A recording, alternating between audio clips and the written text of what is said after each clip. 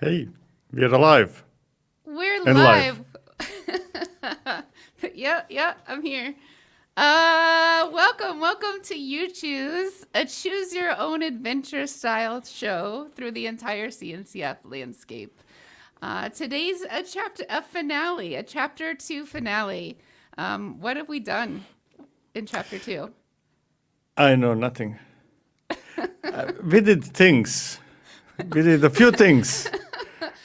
And I'm always fuzzy. I'm not sure which one did we do in this season or not. We did GitOps, right? And we made a cluster. And we did GitOps. Ingress, I know. Did I get all the answers correct? Right? You did. Do I get a prize? Your prize is you get to remain a host on this show. The first choice I got to make as part of this show was who to be co-host. And for some reason, now I'm stuck with that choice through the whole thing. All of us make sometimes good choices, sometimes bad choices. It's part of life. Yep, it is part of Now, life. Now, most of us do not make choices that commit to like 200 episodes of something in advance. Most of us don't do that, but hey, live and learn. How long do I have to keep learning this lesson? Oh, I'm kidding. You're a joy, Victor. I'm glad to be paired with you.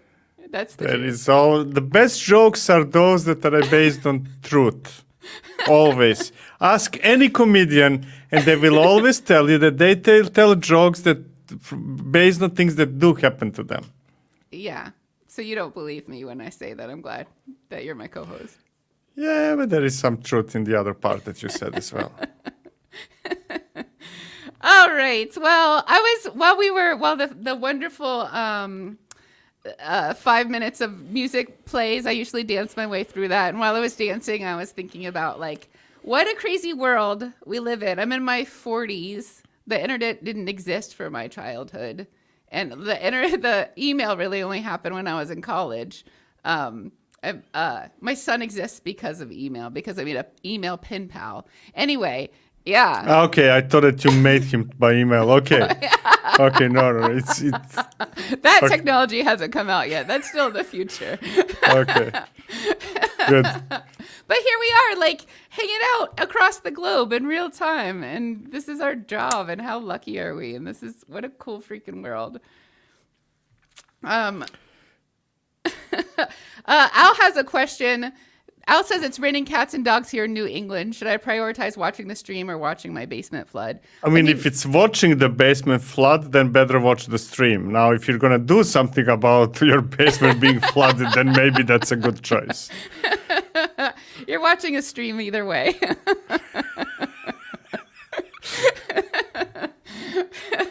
Thanks for being here, everyone. So I suppose we should get down to business. Yes. Whatever the business is. Whatever that is. So the format of this show is only Victor and me today. So no guest today because we're going to recap all of the choices, all the system design choices we made up until this point. And we're going to do an end-to-end demo. So all 3 technologies that you picked, we're going to put them all together in one demo today. Oh, I already put them all together before this show.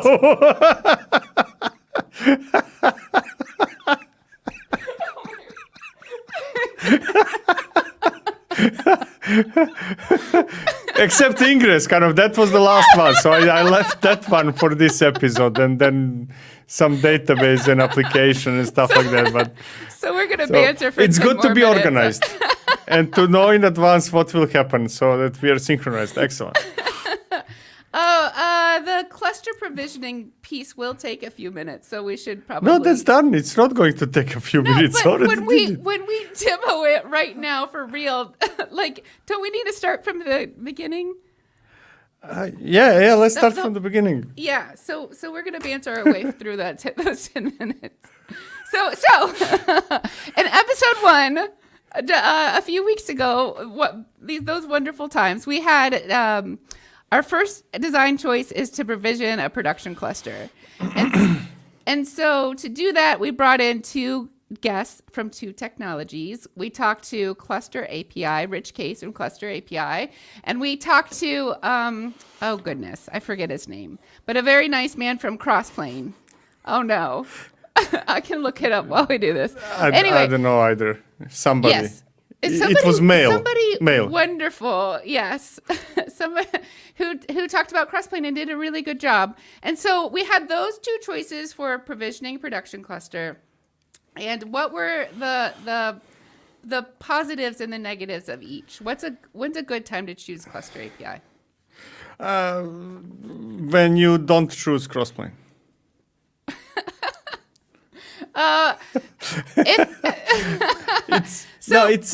It's actually very Cluster API. If all you need to do, if your management of infrastructure is essentially management of Kubernetes clusters, Cluster API, and if you don't want to make necessarily many choices, but simply go with the flow, set up a cluster in a specific provider. Many providers support it in a way that creators of Cluster API imagined it should be, then Cluster API is a great choice.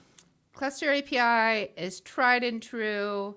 It is opinionated, but it's reliable. Not that Crossplane's not reliable, but with Crossplane, you have all of the knobs exposed. All of the choices are there.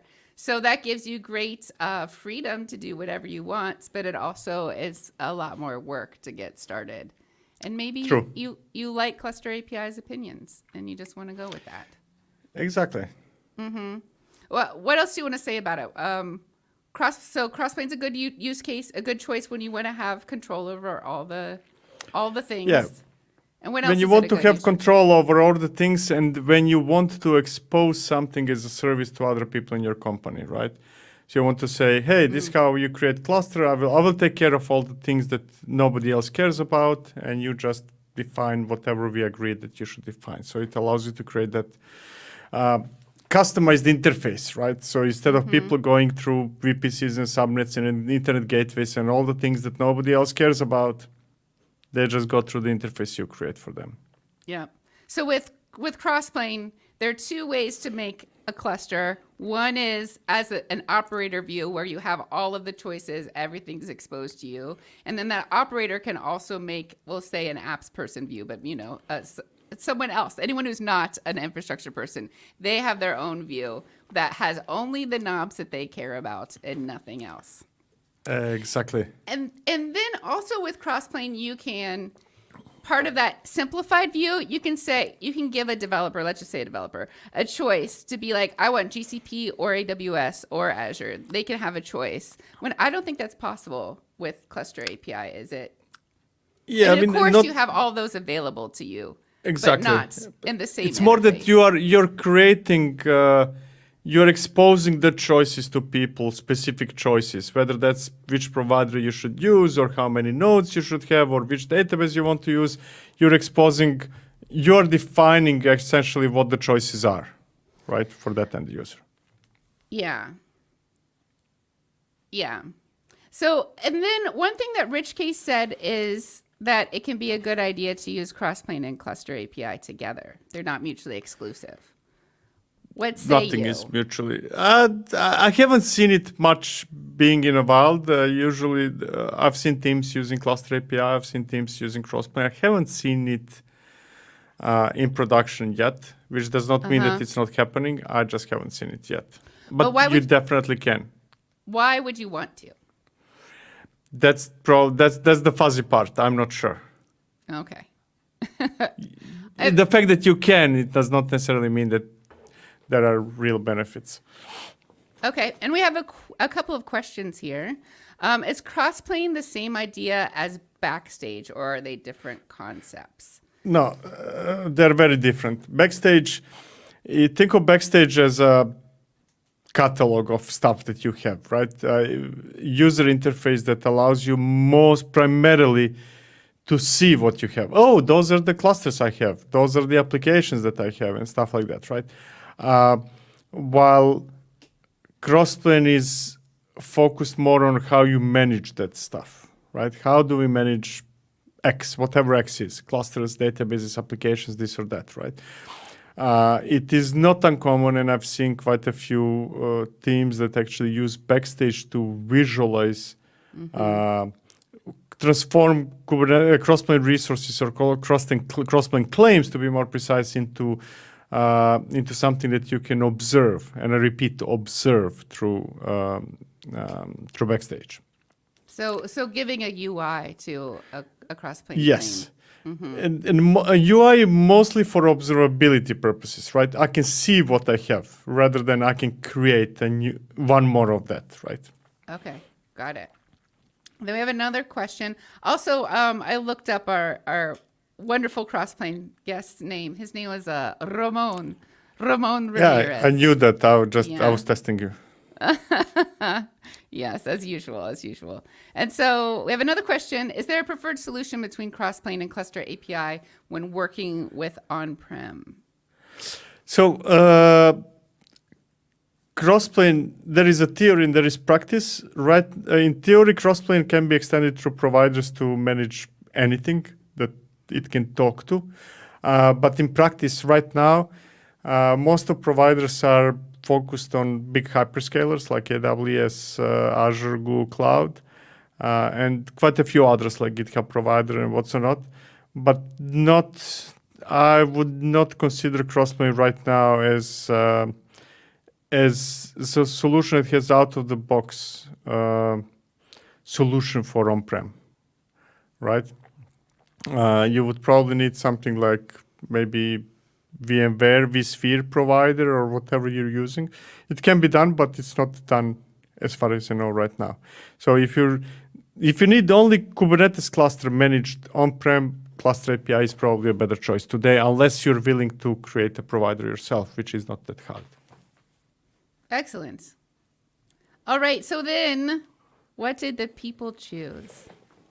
They chose, is this the part where I need to find the picture and put it on the screen? There we go. They chose Crossplane. Crossplane. Da, da, da, yes, by a very narrow margin. I think that for most of the time until the very end, it was like 49, 51%, things like that. It was a tough fight and win by a very narrow margin. It's so exciting. I love the close ones. Yeah. So now Victor is going to use Crossplane to provision a cluster, right? Yes, I'm going to do that right away. I'm going to share my screen that I shared already. You took it back down. I took it back down. There we go. Here we go. Kube cut. Wait, let me put the mic here. Kubectl get nodes. The cluster is up and running.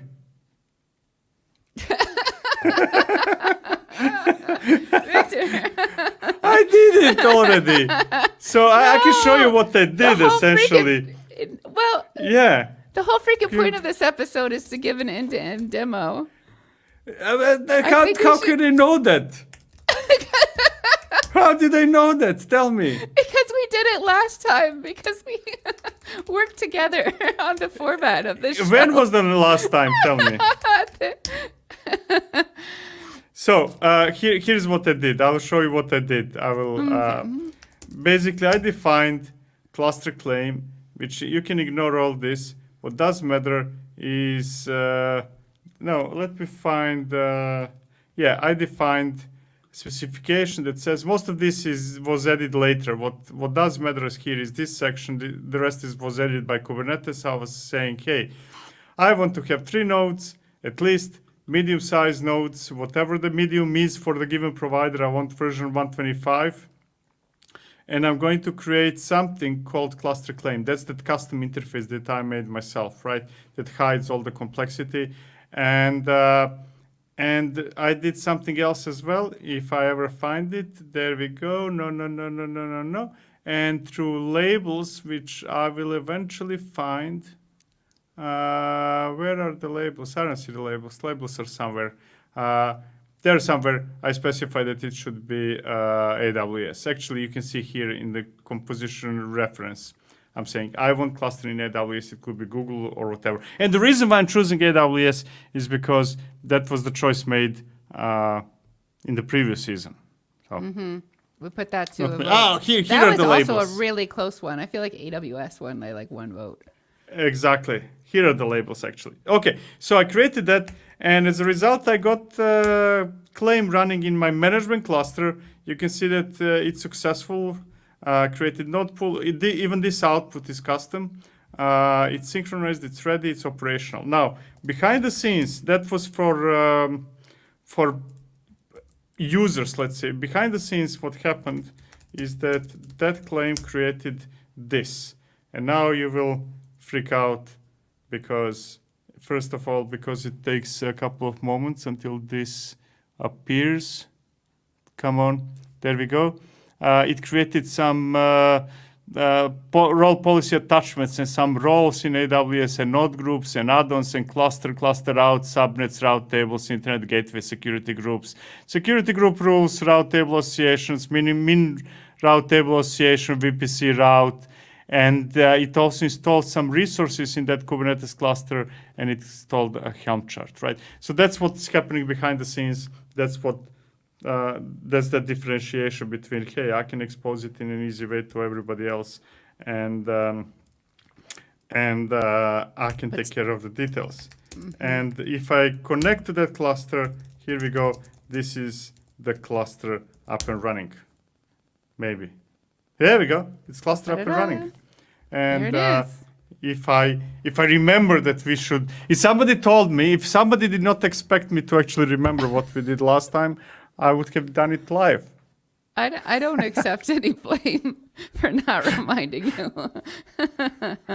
I take great care of this part of the screen over here. That's all I accept responsibility for. But still, that was great. And we have a comment or question. So CAPI, meaning Cluster API, CAPI models clusters as CRDs, right? And that's correct. So you can create a Crossplane XRD, yes, which is a composite resource definition, which wraps CAPI resources. Yeah. So, yeah. But you could say, hey, for whatever reason, I'm going to create a Crossplane composition that will wrap CAPI, Cluster API, and then on top of that, maybe add a few additional things that CAPI doesn't do that are not directly related to that. Maybe install some stuff in that cluster or add additional resources that are not directly related to a cluster. Then it might have, maybe that would make, when I said earlier that I cannot see the reason behind combining, that would be a good reason. Yeah. Excellent. And we have another question. For 50 plus clusters across the globe, thousands of DBs owned by apps on each cluster, do I keep a centralized GitOps and Crossplane, or should the clusters and associated resources be managed independently? I would keep it centralized. Now, centralized as in, hey, let's have a management cluster that acts as an entry point from which we can manage all those things. Now, in bigger organizations, that management cluster sometimes becomes plural, and then we have multiple management clusters. So I'm not sure whether that's what you mean, centralized or no. But yeah, you would have a management cluster that manages resources. And typically the first two things that people put in that management cluster is Crossplane with Argo CD or Flux. Excellent. All right. So that Keep coming the questions. This is cool. Yeah, this is fun. Yeah. Because then I can justify and say, hey, you see, Whitney, it was good that I actually prepared everything in advance instead of doing it live because we wouldn't have time to answer all the questions. Oh, whatever. I think you need to talk to your own guilty conscience instead of me. But Okay. So thank you, everyone. It was fun to walk down memory lane for episode Couldn't find 1. the conscious. Doesn't exist. I looked really hard. Okay, that was fun. We recapped episode 1 now. Trip down memory lane. Let's go ahead and think back to chapter 2, episode 2.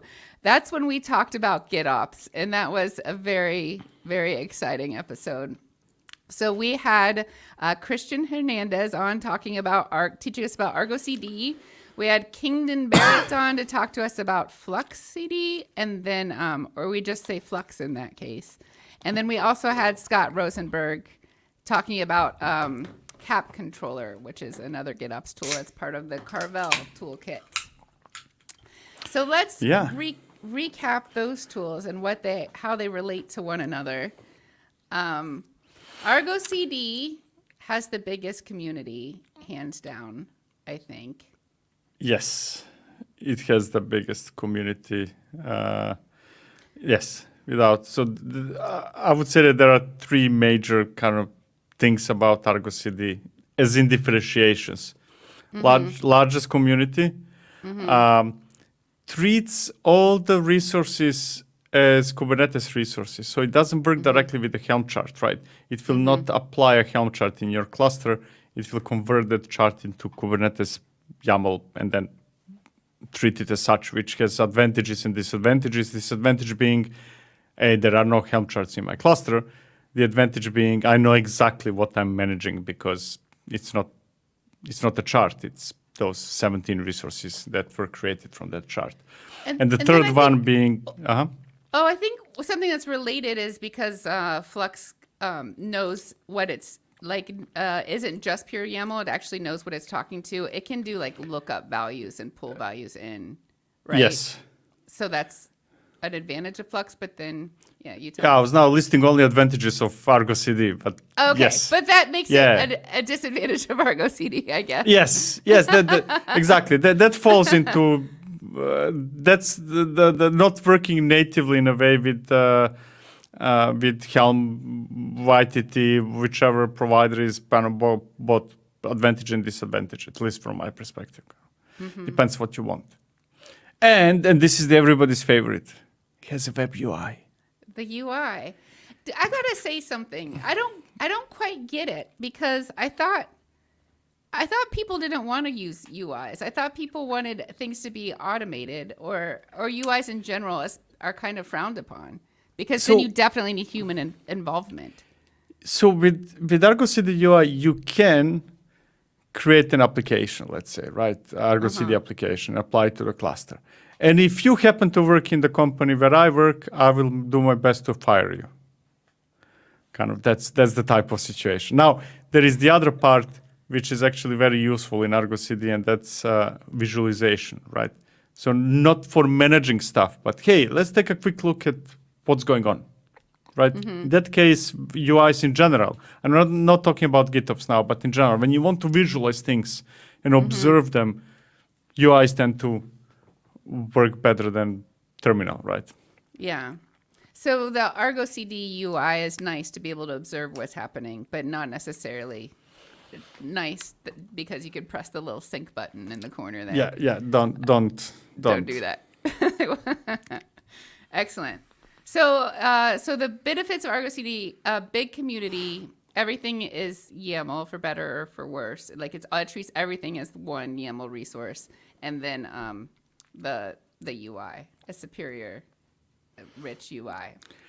Flux has, to be now full transparency, Flux has a UI of sorts, vworks, something, which is not... But it's new, right? It's kind of relatively new and not on par yet. Not there yet. Not there yet. And so, well, let's talk about Flux. What makes Flux a good choice? The same plus and minus I said about Argo CD, that applies to Flux. It works natively with kind of opposite, just inverted, right? It works natively with Helm or this or that. So for those who actually want to see charts in their clusters, that's a good thing. It has separate controllers for each technology, so Helm controller, customized controller, and things like that. Potentially, maybe behind the scenes, better architected than more modular than Argo CD, which again, it's behind the scenes. How much that influences you or no, that's a separate conversation. And it has a smaller community, but the community is still really passionate and active and engaged. let's make it clear. Both of them have really massive adoption and massive community. Just Yeah. that when we say Argo CD has big, what I'm really trying to say is that Argo CD has slightly bigger community. It's not that there are Joe and Michael on Flux side, and then there are 10,000 people on Argo CD. That's not the case. And the thing I like the most about Flux is the setup itself. It kind of, from the moment you install Flux, you're applying GitOps. It creates a Git repository for you. It pushes files there. It's auto-synchronizing itself, and so on and so forth. So let's talk about Cap Controller. There are a lot of great questions and comments pouring in, but we'll talk about those after we do a recap. So we have Carvel Cap Controller. I have one more question about Flux before we move on. One thing that Kingdon said that was like a big reveal, that like a big point that I didn't understand, that I'd like for you to explain to me, is like Flux can sync with a OCI repository instead of a Git repository, and that was a big deal. Yes. Tell me why that's a big deal. I mean, let me start by saying that Argo CD can do that. Maybe not in such. It's not such a big focus in Argo CD, but Argo CD can also pull charts from OCI registry and things like that. But yeah, there is a certain movement of storing in a container registry not only container images but also other stuff like manifests, your Helm chart there, or customize or whatever you're using. Some people like it.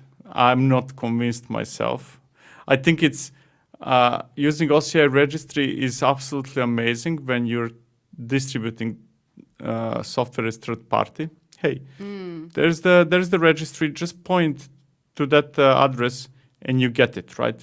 Yeah. I think that's great. Takes out the middle step in there. Yeah. Exactly. Now, for the first party, personally, I'm not fond of it. Nothing to do with Argo CD or Flux. I like Git. What can I say? You like what? I like Git. I like Git. Oh yeah. Yeah, because to me, I like storing things in Git not only because it's Git and that's where everything else is stored, but also because it enables everybody in my organization to get informed about the desired state of something. Hey, we have this problem with the application. What's application supposed to be? Well, go to the Git repo. It's also, there. Yeah. Like transparency and like democratization about like all the information and it being distributed to people who are interested, but also having all your access control as part of Git as a way to shift the access control from being Kubernetes based to GitHub maybe based, depending on your management. Exactly. So, but I know that some people like using it in image registry, container registry, so why not? Yeah.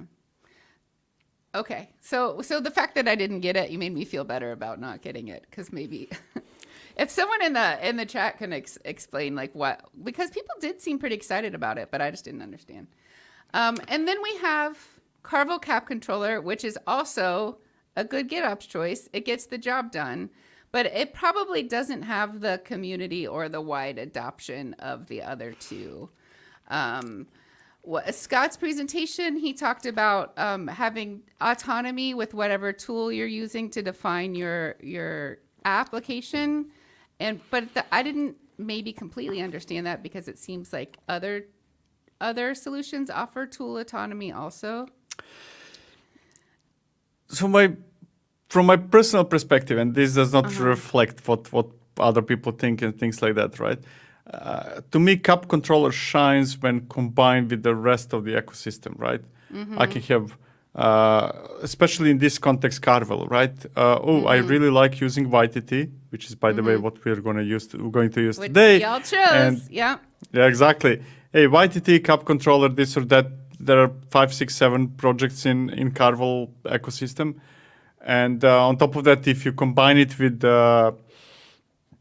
Tanzu. Then right, so the benefits are, I think, more evident in conjunction with the rest of the ecosystem than judging it alone, right? Kind of Cap controller is awesome, but if you say just Cap controller versus Argo CD and Flux, it's a bit fuzzy. When you say, hey, Carvel, Yeah. then we get real benefits, right? Because it really integrates well with YTT is an obvious example, right? Kind of, Yeah. it works really well with YTT. Yeah. And then another thing Scott said was with like Argo CD, you have to give privilege access to the whole tool. And with Cap Controller, that access happens at the application level. That seems like it could be beneficial. Yeah, in some form or another, all three of them do that. Okay. Cap controller might have it more slightly better because it's part of the initial design instead of something that was added later. But I mean, Flux as well is part of because when Flux switched from V1 to V2, essentially it was V1 trash. Let's start over, right? Yeah. So, and in Argo CD, those things were kind of almost like afterthought. Does not make it worse, but I think that's where the difference lies. More like whether it's part of the initial design or no. Got it.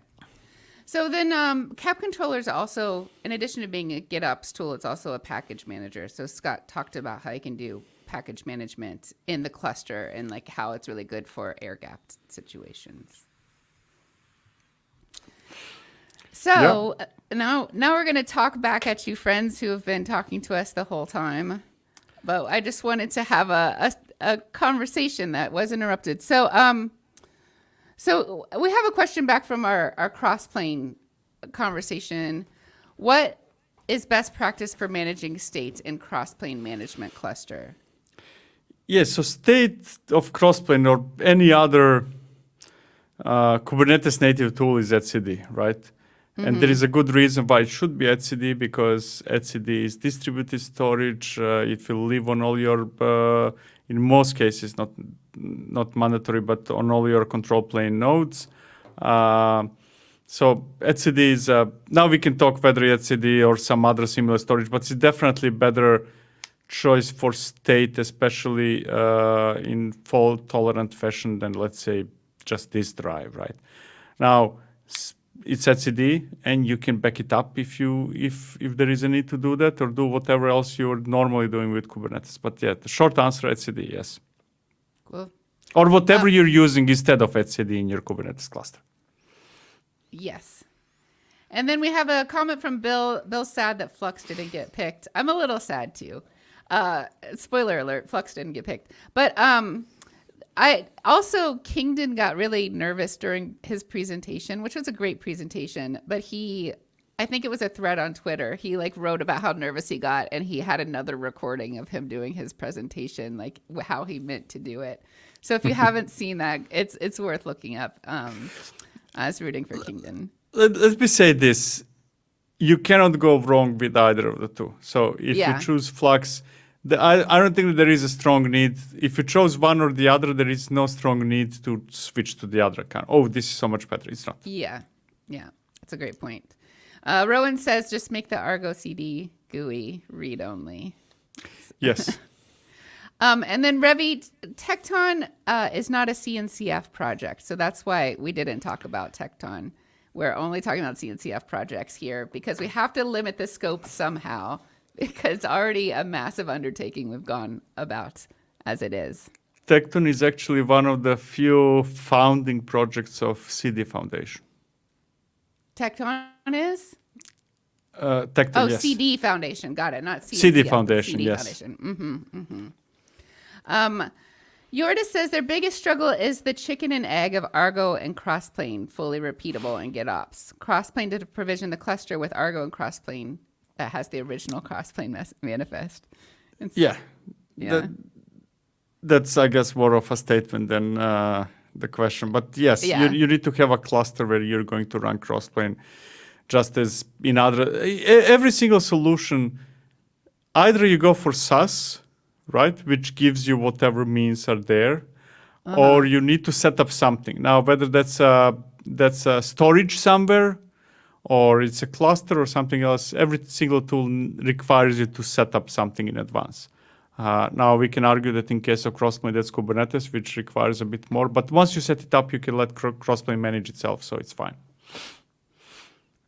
And then another Crossplane question for you. If I lose my etcd and need to reconnect to a newly created etcd cluster to live infra, should I restore the Crossplane state from Git, or do I store it from a backup? What happens?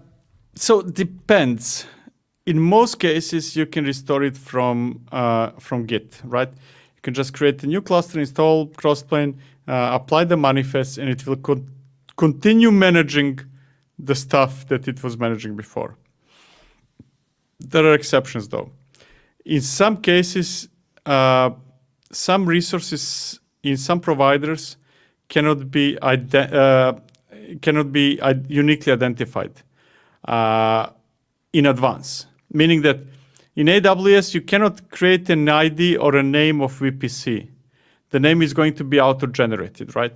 And then that auto-generated name is stored in etcd and added as a label to the manifest itself.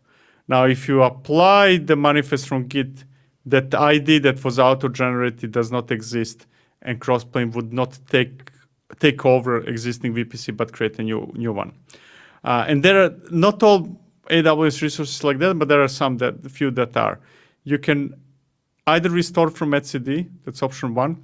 Option two is that if you add to the manifest that auto-generated ID, then and push it again to Git, you're fine, right? There is a label external name, and then you just put the auto-generated name. You can even see it in the cluster. That's what Crossplane does. Cool. And then Andy had a question for my why OCI? Like, why is the Flux integration with OCI registry exciting? And Andy says, presumably with an OCI registry, you're tracking tags, which resolve to their mutable SHAs. So I think that tracking latest is equivalent. What do you seem like you say something? You know, Git has SHAs as well. Yeah. And both Git and OCI registry, you can reference SHA. Then you have guaranteed immutability. I mean, there are ways how you can delete something in Git forever, but that's craziness already, right? Or you can use latest or version numbers like 1, 2, 3, right?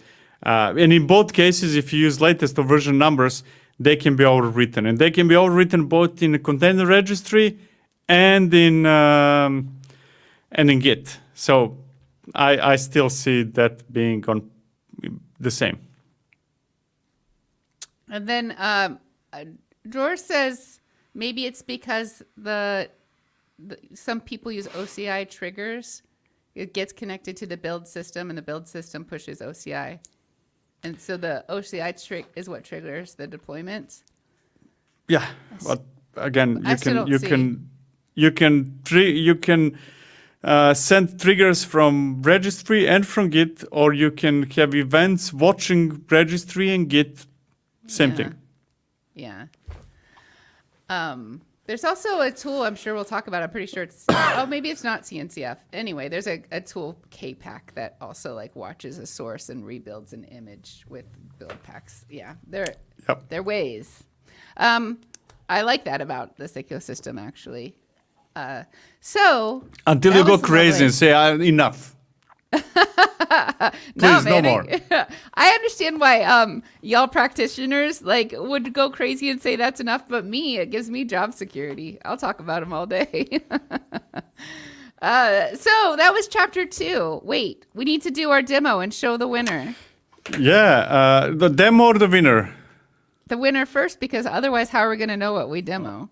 Okay. That's my job. Here we go. Ingress. No, not Ingress. Sorry, GitOps. There we go. It was too fast for anybody to see. It was too fast. I auto-corrected myself immediately. Yes. Argo CD. Argo CD. By a landslide. That one wasn't even close. Speaking of that very large community we were talking about with Argo CD. And just proves that the size of that people are not choosing what they would like to see, but what they're using. That's what I was about to say. Is we keep encouraging y'all to choose what you want to see demoed. Choose the one that you're not familiar with. It's not a popularity contest, but maybe some people didn't get the memo. So let's demo Argo CD on that brand new cluster you just made, Victor. Yes, so here we go. Can you put my screen? There we go. kubectl get applications, all namespaces. There we go. I already installed Argo CD and I applied a couple of applications, 2 applications actually, production apps and production infra. And those 2 applications, ignore the rest, are watching 2 different directories in a repository, one for applications, one for infra. Then I pushed to the directory infra manifest for Cert Manager and Schema Hero. This application picked it up, created 2 new applications, Schema Hero, Cert Manager, and I have it up and running right now. I can demonstrate that by listing the namespaces and Cert Manager up and running, Schema Hero up and running. I cannot show you that in Argo CD Web UI because that's what the next choice is about. I think it would be good to see an app resource in Argo CD. You said you in the created... UI? No. No? No, like in your live demo to like show a YAML of what an app looks like. Of you course, said you of created course. An app. Yeah. Yes, let me, share my screen again. That right. thing I can do. So here's the directory, let's see, infra directory, right? And I pushed those are the files I pushed, right? So they're just, there is a concept called app of apps in Argo CD that you can point one application, in this case pointing to this directory, and then I have applications inside it. And if I list like Cert Manager, you can see that this is an Argo CD application that essentially says, in this case, hey, I would like to use a chart. I will call it Cert Manager. This is the directory of the chart. Registry, address of the chart. This is the version, the release name, and a few parameters. Actually, only one parameter, right? This is the key part of the config. Essentially, I'm creating Argo CD application that is pointing to a Helm chart where Cert Manager is stored. And then we have another one. This one is very different, Schema Hero. This one does not point to a chart because there is no chart for Schema Hero. It is still an application, but it points to this repository and this path in this directory, in this repository, right? And in this directory, Schema Hero, I have all the files of Schema Hero. For reasons beyond my understanding, there is no chart for it. So like manager YAML, right, is this. And I generated those files by executing Schema Hero CLI that generates the manifest, right? And the last one here that I pushed is issuer, because Cert Manager, you install it, but then you need to configure it also to use a specific issuer. In this case, it's me. This is my email. This is the server of the issuer. And this is where the private key of the secret is stored in the production. It's called production, right? That's about it. It's just personalization of the issuer itself for Cert Manager, and that's all I did. So if we saw you install Argo CD, it would be the last time we see you do kubectl apply, will it not? Yes. So never I again on this show. Without showing it was Helm upgrade dash install Argo CD go. That was one kubectl. Another kubectl was to create that initial Argo CD application, and that is pointing to my Git repository. And from there on, the way how I did that is just copy the files to or write the files in a specific directory, push it to Git, and then Argo CD picks it up. Never kubectl or Helm install again. Never a kubectl or Helm install again. So they'll all get wrapped into an Argo CD application, which will again be put into another Argo CD application. Exactly. And that's how it's going to be from here on out, based on your decisions. We have a question. Is a cap package similar to a Crossplane package? It seems like they are both bundles of YAML. So the cap package is its own custom resource, and I wouldn't say it's similar to Crossplane. Conceptually, it's similar from the user perspective, not how it works. Both are Kubernetes resources that point to a place where the rest of Kubernetes resources are located. It fetches them from there, let's say OCI registry, and applies them, right? Yeah. So the cap package. It's not made the same, just to clarify. Yeah. Completely different, but from the user perspective, it is actually kind of. Okay. So the main app is never in Git, correct? That was confusing for me when I started at first too. We're talking about, there's a Git repository that has the application code in it. And then there's a whole separate Git repository where all the infrastructure, or like where all the configuration is defined.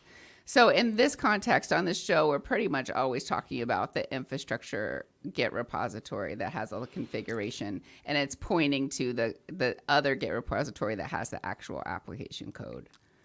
Yeah, in this case, for the simplicity of the demo, everything in one repository. But yes, you have a starting point. This is the repository, and then everything else can be in the same repo or in 57 other repos, however you organize it. And to answer the question, yes, you need to create the first application yourself. That's like almost like chicken and egg question about Crossplane. But once you do, if the manifest of that application is in a directory that application is watching, then it will manage itself from there on. And this is something I've been meaning to mention every show, and I think I've forgotten literally every time until now. I'm going to post a comment as Victor into the chat.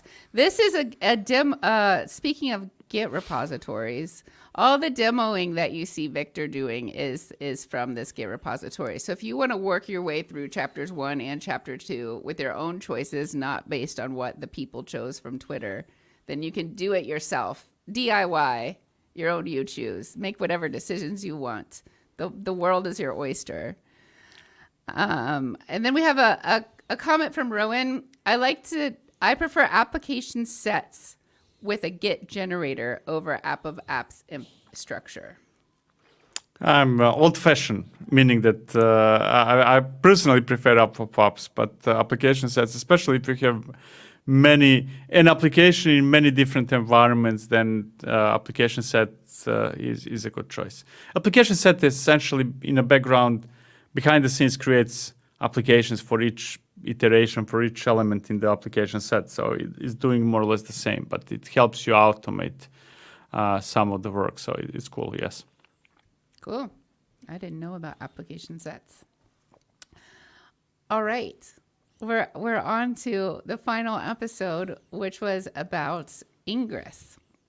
And for our Ingress episode, we had 3 choices. We had Ingress Nginx, which Ricardo Katz came on and talked to us about Ingress Nginx. We also had Sanjay Bhatia come on and talk about Contour. And Alice Wasco came on and talked about Emissary. And Contour and Emissary are both use Envoy as the data plane. So imagine poor Ramon. He's the only person whose name you did not remember. I after I did that flub, I went back and looked up everyone's name and put it on. Cheating. Nah, there's a chance I would remember, but I didn't want to leave it to chance. So I just learned from Ramon, who's wonderful. I'm sorry I forgot you. I never will again. You test me on that next time you see me. So we have an Argo CD question real quick we'll do before we dig into the differences between the different ingresses. Can you combine application sets with the app of apps concept? Yeah, because it's all pointing references, right? From Argo CD perspective, application is just a Kubernetes resource. So whether an application points to a deployment or a service or another application, all the same. So yes. Cool. So, talking about Ingress, there are two reasons that, well, there are lots of Ingress controller implementations, just like 20 or 30 of them listed in the Kubernetes documentation alone, probably more outside of that. But the problem that people are trying to solve is, one, the native Kubernetes Ingress object doesn't give as much functionality as people want for being able to route stuff around. And then two, they want to use a heavy, fully featured, I don't know if it's heavy to run, but like a big featured data plane to be able to do a very powerful data plane to be able to do the actual routing. And so that's why people are making their own ingresses. And thankfully, we only have to compare 3 of them because only 3 of them are CNCF. And so those 3 all take a different approach to how they solve those problems that I just mentioned. So first we have Ingress Nginx, which is actually, for one thing, it's not the same as, there's an Nginx Inc. Ingress, which is not the same thing, just because nothing in this industry can be straightforward. And so it is maintained very quickly, essentially yes. Ingress Nginx or Nginx Ingress, the one we explored, one of the 2, that's maintained as a Kubernetes SIG, right? Because Yes. Nginx itself is open source. And then there is Nginx company Yeah. that has Nginx Ingress or Ingress Nginx, one of the 2. Yes. The one we talked about was Ingress Nginx. Whatever. That one.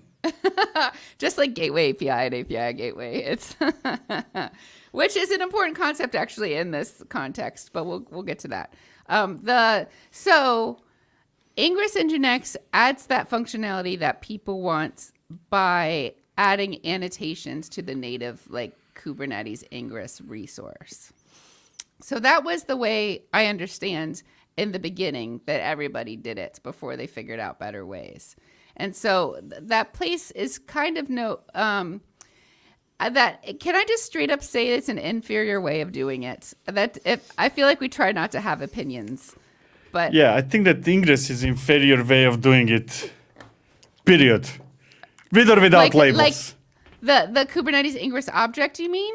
What Yes. do you mean when you say yeah? Mm-hmm. Yes. Yeah. That's why we got the Gateway API. Simply, we had a disastrous situation in Kubernetes that there is a Ingress API that can be implemented by anybody. And that API was so limited that then random teams figured out random different ways to implement it. Or, as it happens with many, saying, okay, we're going to support Ingress resource, but it's not working for us, so we're going to come up with a completely new resource definition. Yep. Which is what I believe both other 2 choices are doing as well, kind of in parallel. You can use it as Ingress resource, or you can use it as, I don't know, emissary or whatever the kind is. That's actually a difference. Contour supports the native Ingress resource, but I think emissary Ingress was just like, forget it. We're not even supporting that. We just have our own way of doing things. They are, but They in do? a very limited, most of the features are not available as Ingress, right? But you can define it as Ingress, yes. Mm-hmm. So we talked about Gateway API, and what Gateway API is a specification for modeling service networking in Kubernetes. And specifically, that specification happens by they've defined new custom resource objects.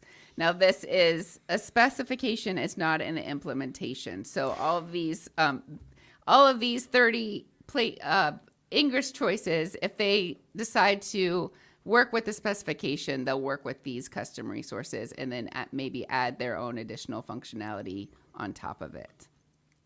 So what do we want to say about, so we kind of talked about Ingress Nginx It only uses the native Kubernetes objects. It adds additional functionality with annotations, which are unstructured data, which may or may not. There's no specification or like rules about how that needs to be done. So some of those can like step on each other's toes. They're not necessarily compatible with other versions. It's a bit of a mess. And so we talked about that. I'm expressing opinions again. And then, but between Contour and Emissary Ingress, what would you say are different about those? I don't know, honestly. There is a hard to verify difference in performance always, which I cannot say which one is more performant than the other. And most of the functionality that people use is available in every, right? And I believe that even one of our guests at the very end said, yeah, pick the one that whose syntax for defining resources actually makes the most sense. Interesting. Yeah, because both of them also are using Envoy. So like, for example, Emissary has a mapping resource. And so the custom resource. And so that mapping resource, basically, Emissary's custom resources are simply a human readable way for Emissary to configure Envoy proxy to do the actual work of rooting anything. And that's the same with Contour. All of Contour's custom resources, they're just a human readable interface to be able to get Envoy to do the actual work of rooting. Actually, the same can be said for Nginx. Ingress itself is just a way how to configure Nginx proxy, right? But what you just said, it is indeed one of the big differences, which might or might not matter, is that one is Nginx and the other two are essentially envoys. Yes. Right? And we can argue that Envoy is a newer tool, newer proxy that was designed specifically for the modern age of humanity. For the robots will all eventually become. I will say also, I know that folks from the Contour project are heavily involved in helping with the Gateway API spec. And I think Contour is well on its way to being an implementation. I think it'll be one of the first proper implementations of that spec because they've been doing both. And so that might be an advantage. But other than that, I don't know what else to say about comparing those two. Request comes in, it's forwarded somewhere. I mean, it probably, like, depending on what protocol you use, there might be one might be a better choice than the other. Like, it kind of depending on like what's your particular use case and what you want to do within your system might be a good choice. It'll take me a second to find it, but there's a spreadsheet of all the different, like the 30 different controllers and then all the different aspects you might want to look at for each controller. You scroll and scroll and scroll. I'll find the spreadsheet to help you compare them to each other because it really is a hard thing to do to compare. But maybe just like Git choices, you can feel some comfort in the fact that like if it's a well-supported tool, then you're going to be okay. You did it. Exactly. So this one was the closest race we've ever had. Like it was tied up until like 20 minutes out. But then I suspect someone from one of the communities started rallying people because it did end up being a bit of a margin at the end. But I was, whatever day that was last week, Thursday, it was a nail biter. I was just staring at Twitter like, who's going to vote next? What's going to happen? So who won? Contour won. Excellent. So here's the thing I learned is that I know which project is not very liked in Israel because part of our votes are happening on Friday when people are not working. Oh. So whichever was actually, if it was a close, and then on Friday one actually went ahead, that means that people in Israel don't like it. That's It's weekend for them. Our voting practices discriminatory? Yeah. I think people feel more motivated to get other people to vote for what they care about if it's close, and you don't really know it's close until the very end. But it's fun. I love it. So show us an implementation of Contour, please. Yeah, here we go. Here we go. Is my screen on? Yes, it is. Okay. Oh, wait. I need to move this away. Go away. Okay, cool. And not this. Why do I have... Sorry, I have plane tickets. Okay, now you see my screen, right? Cool. So, this time I did not implement it. Here's the contour definition. Argo CD application. Pointing to a Helm chart. That's about it. Nothing really special. I'm going to copy that one. Let's clean the screen. CP GitOps up contour. There we go. To infra directory, right? And I'm going to edit and commit something and push it. Now it takes a few moments. I'm not sure how I configured this time Argo CD, but it has a config. I think that by default it does iteration every 3 minutes, so it can take anything up to 3 minutes unless you change that configuration until it discovers changes. But we can watch here namespaces, and when we see, I believe it's going to be project contour, then that means that Argo CD discovered it. And we'll do something about it. So we have like a few more seconds. Whitney will tell you a joke to animate you while we're waiting for project contour to appear. Not a joke, but we've come up with a different way to do voting, so we don't have to use Twitter because Twitter sucks. Another opinion. You heard it here first. Are you saying that Twitter sucks because X is the better thing to do? Is that what you're saying? That's what I'm saying. I'm actually wearing a big X t-shirt. Go Elon. No. We got to get off of there. It's bad. So we don't mean to endorse it. So we have an alternative, but are we waiting? Did it happen? Yeah, we're waiting for project contour to appear. Yes.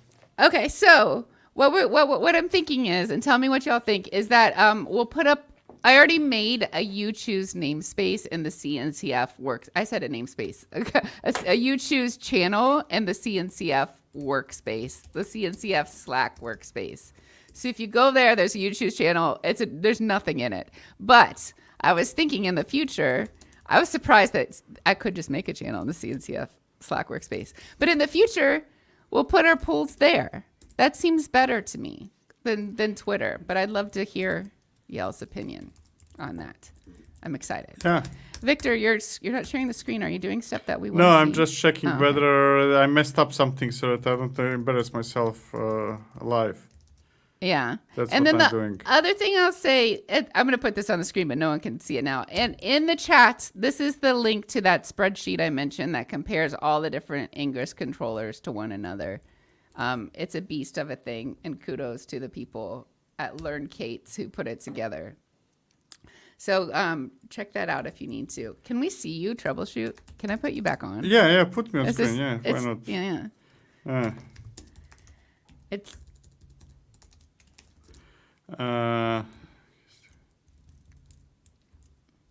So I'm. Why is grep not working? What the heck?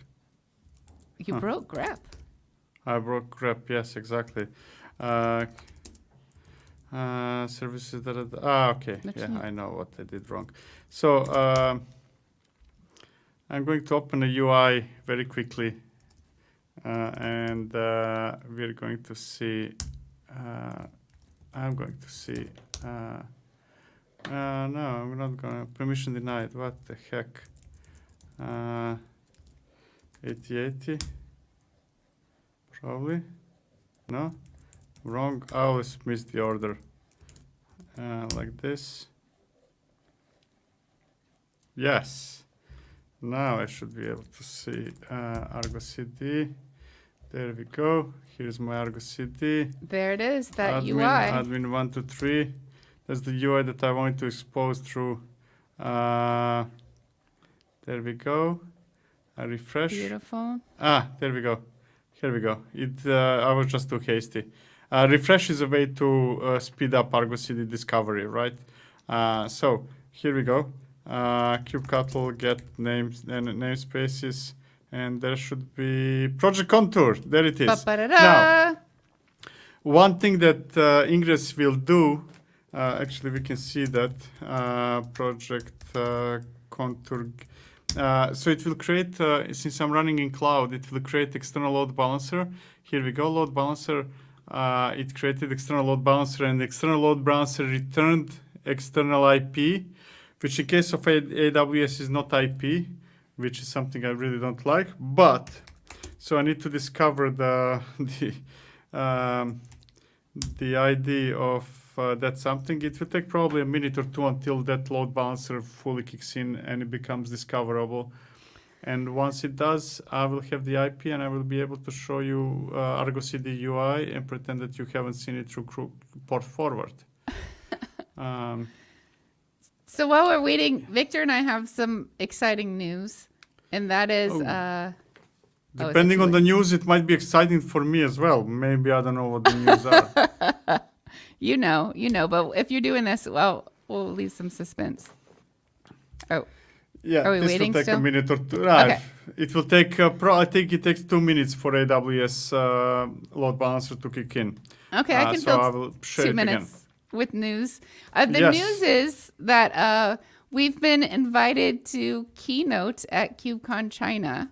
And specifically, what we're keynoting about is all the information we just talked about today. We're going through chapter 2 of You Choose in a live format. So this is practice, I guess, in a sense. But the thing is, since it's in China, we can't, the way the AV system works, maybe this is not unique to China, but this part, the way the AV system works, we can't do a live demo as part of our presentation, which maybe you know, we've been doing a talk version of season 1 of this show for a while now around. It's pretty fun. But we do a live demo, and then we also have an application where people can vote live. So we got invited to keynote in China on the strength of our talk, where we'll build a live demo based on what people vote live with the voting app. And we got the keynote, which is very exciting. But then we were told we cannot do a live demo because of the limitations of their AV system. And we also, they don't have any internet, so we can't even do live voting. So I don't know what we're going to do for our keynote, but we are keynoting. We'll learn to tap dance. Exactly. We'll do an interpretive dance of provisioning a cluster and adding GitOps. We'll wear leotards. We'll get Victor in some ballet slippers. It'll be great. All right. Okay, so Ingress is up and running, right? kubectl get services -a, and one of them is now load balancer service. I got the IP of that. And what I'm going through some setup steps which do not really matter. I'm just putting everything in a file. Now, what you need to do with the Ingress is to figure out what is the name of the Ingress class. And you can get that with the Ingress classes. And in this case, it should be contour, right? If it's not set to be the default Ingress, you need to specify Ingress class whenever you specify what do I want to say? Whenever you specify Ingress resource, not controller, right? Anyways, here is my Argo CD. I want to make now Argo CD accessible through that Ingress, right? So that we can see the proper UI. This is my Helm chart or values file for my Helm for Argo CD. So what I'm going to do is that I'm going to add the entry server Ingress enabled, set it to true. I'm going to set the Ingress class name to contour in this case, and I'm going to use the the domain. I'm using nip.io, so if I show you here domain, nip.io allows you to simulate in a way the domain, right? And there we go. And I'm going to add it to the TLS hosts as well. And actually, I shouldn't have done that. That was a mistake, which I'm going to correct it right away. TLS. I don't have TLS. No certificates. I'm cheap. No real domain. Anyways, what else should I do? Yes, so this is how my Argo CD looks like. Same as before, I added this section for Ingress, telling it, hey, use Ingress. You'll be cool with that, right? And I said that I'm never going to interact with the cluster again, but I did not specify where should Argo CD monitor for itself, so I'm going to do Helm upgrade again.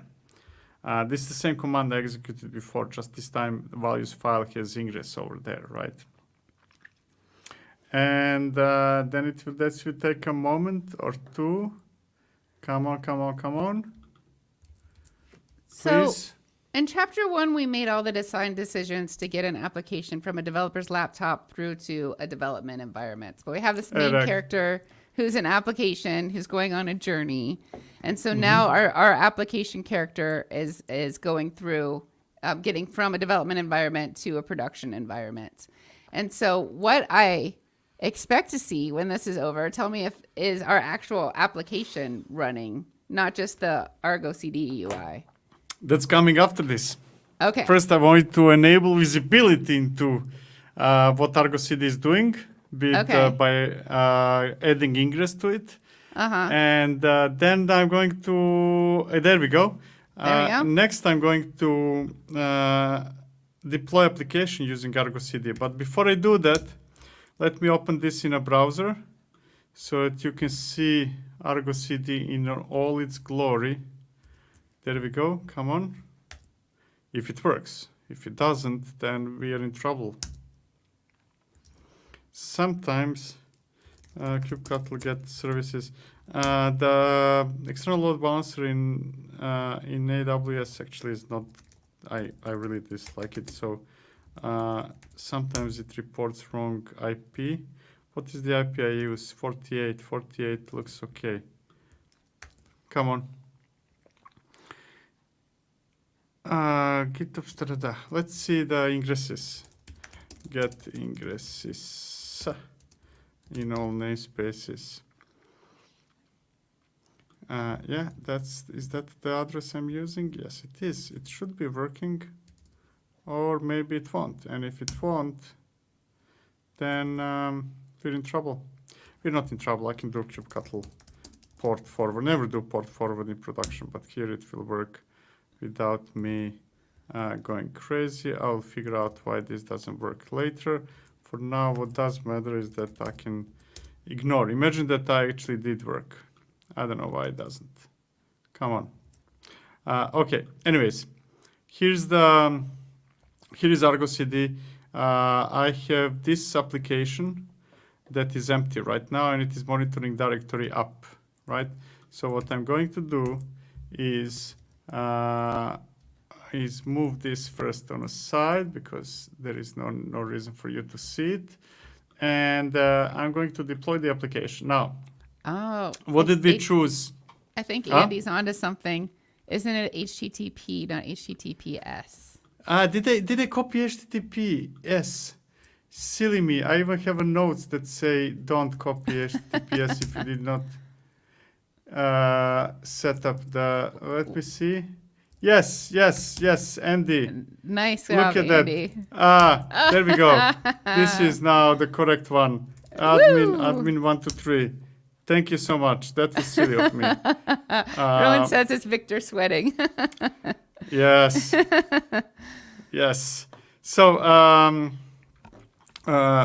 let me see. This is the application, right? So now going back to the terminal. We chose, what did we choose? We chose YTT in the first season, right? Yes. Okay. So I have few setup steps that I'm going to, for the sake of brevity, just execute. This is just changing some variables, nothing really important. What does matter is this. first of all, I have the application defined here, CNCF demo YTT YAML.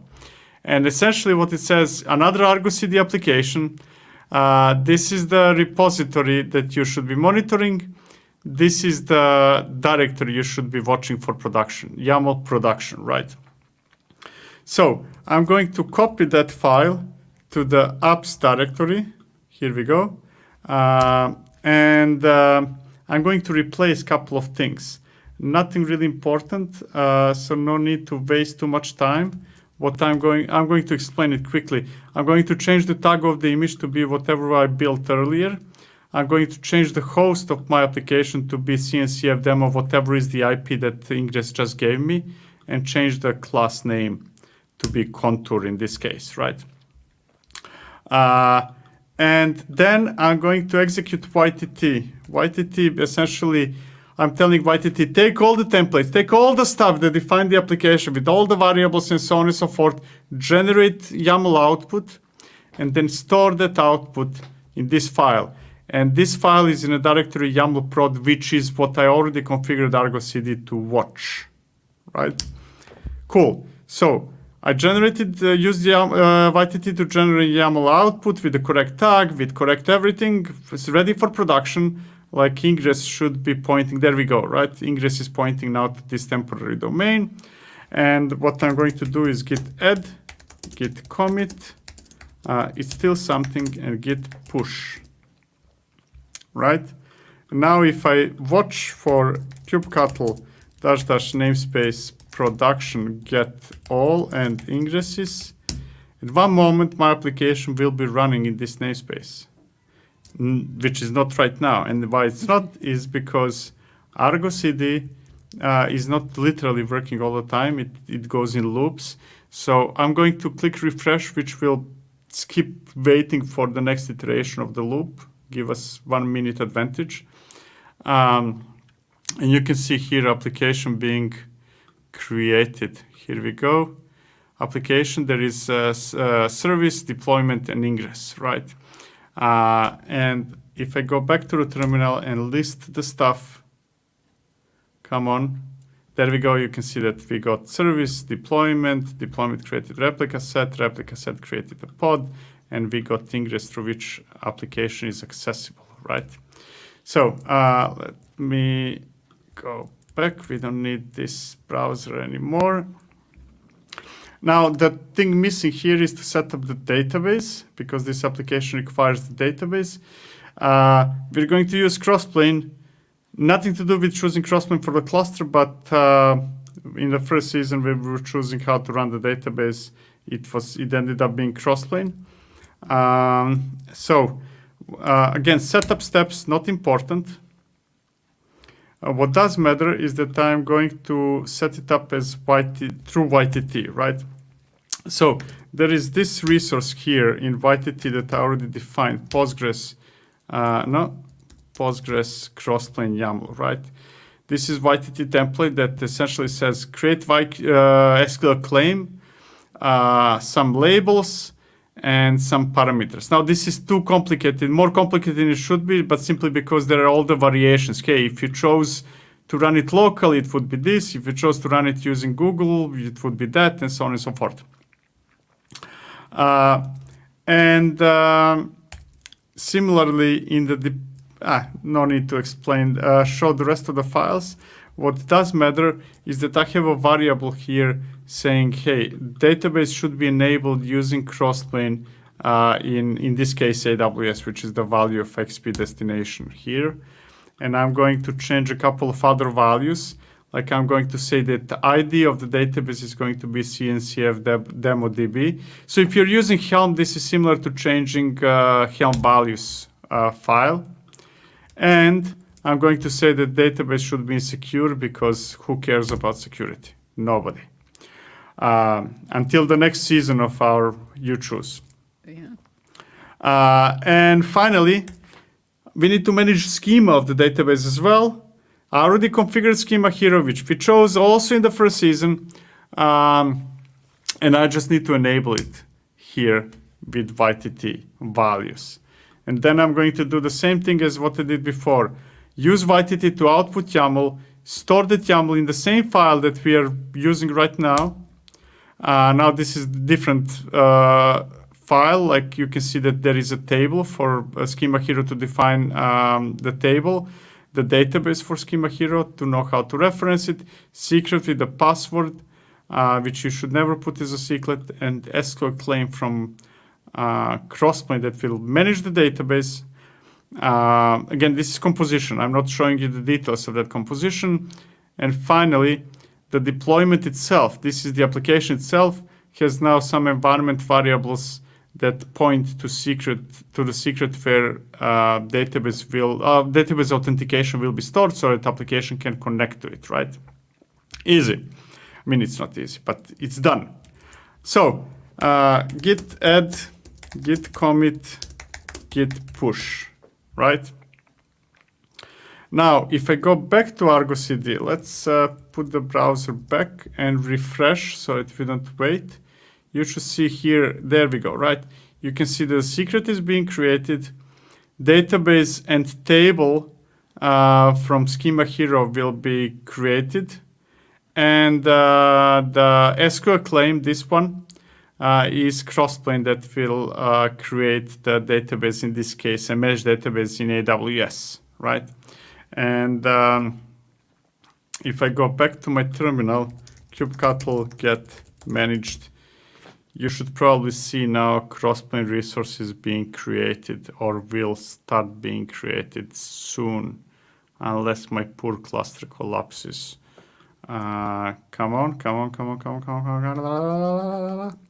It will work time eventually. For a question? Yes, I have time for any number of questions.